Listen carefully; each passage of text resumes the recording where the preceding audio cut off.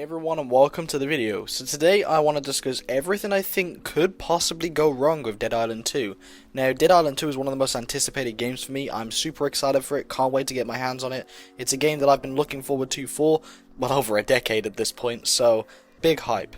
But there's still a lot of things that could go wrong with this game's release, and I want to basically go over that today and talk about everything that we should maybe be a little bit concerned for. So without wasting any time, let's get straight into the video.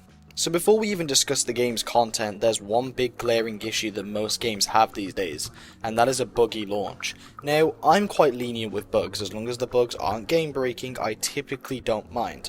But having played the recent Saints Row and having a few game breaking bugs from the same publisher, it can make you go a bit like, oh, I wonder how this game's going to turn out.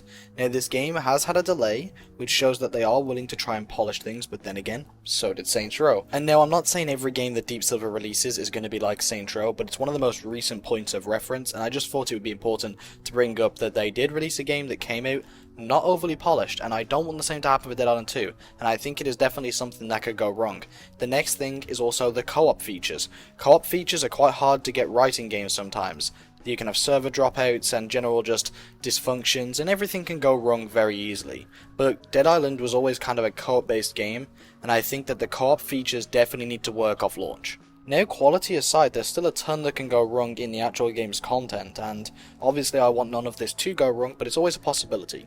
So first off, we have a weak story. Now again, if you've played Saints Row, you know a weak story can bring a game to its knees, no matter how good everything else is. Now I'm going to make a very simple and obvious observation, but I'm just going to say it for the sake of saying it. Dead Island 2 is launching a long time after Dead Island 1. Dead Island 1 did have a weaker story, but because it was so old, it was kind of the norm. It was short, it was very simple, it was a go have fun game. Dead Island 2, if it's going to go for this approach, is still going to have a certain boost of quality due to just times being different.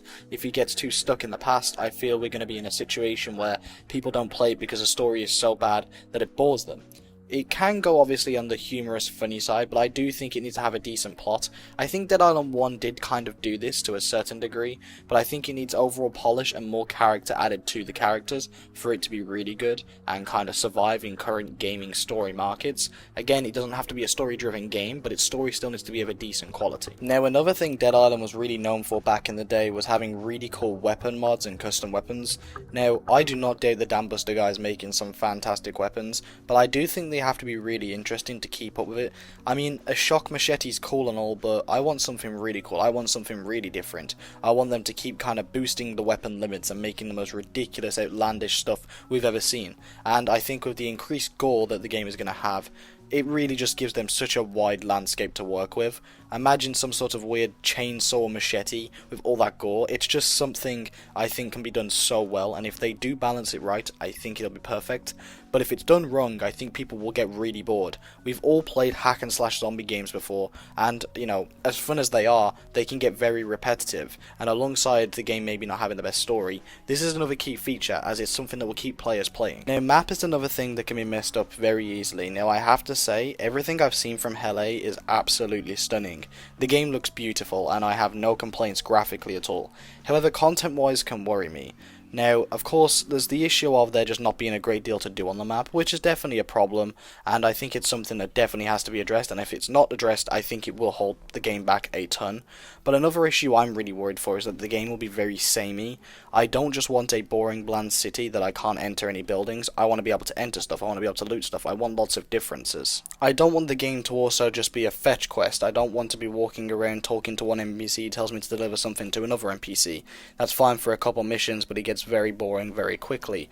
I want really cool and unique mission design that makes me really think outside of the box, and not just simple go here, kill all the zombies, go here, deliver a package. This style of content gets really old. I don't want the game to be shallow. Now, I'm a very simple man. I like stories that are nice and easy to understand but have a ton of depth to them and lore you can explore.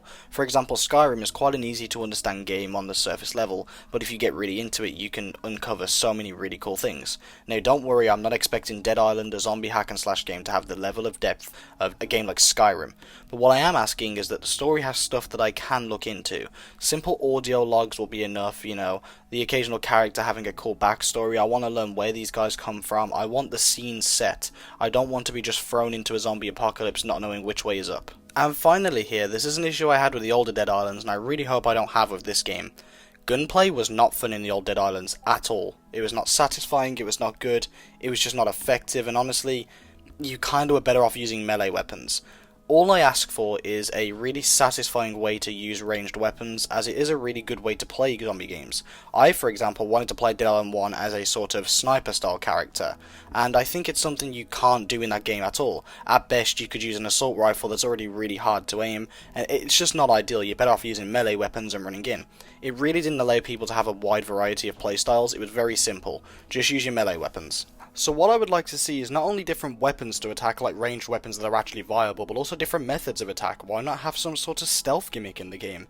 Stealth we've never seen in Dead Island, but I thought it'd be pretty cool to get a suppressed gun and go around like some sort of stealth assassin among the zombie apocalypse. It's a very different thing for Dead Island, but I think it's something that could fare really well, and it's something I personally would love to see in a game. You don't see too many stealth gimmicks in zombie games besides the typical sneak through a corridor whilst lots of zombies are around and pretend you're not seen. I want to like entirely stealth build. It's something that I think, again, in games like Skyrim fares really well, and I know that this is nothing like Skyrim, but I think that having that many ways of playing is only a good thing. But I think that does just about do it for this video, so let me know what you think. Are these things in your mind that should be valued above other things? Do you have personal things that you're really worried about Dead Island 2 doing wrong?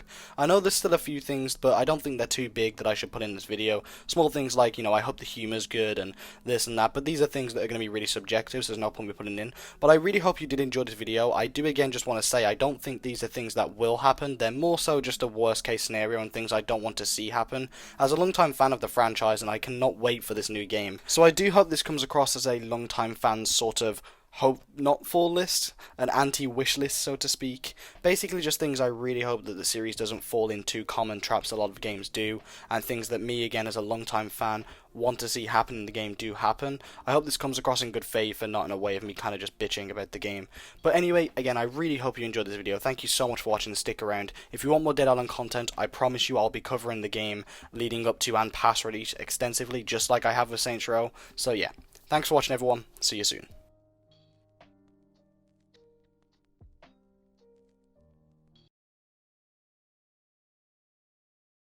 If you're watching this video and you're thinking, AJ, the audio's kind of funky, what did you do? Just know that this video was an editing nightmare. I made a mistake so early on that meant I have to use 4 different fucking softwares to get this video out to you, and I am so beyond frustrated with this video. I cannot wait until I'm finished with it.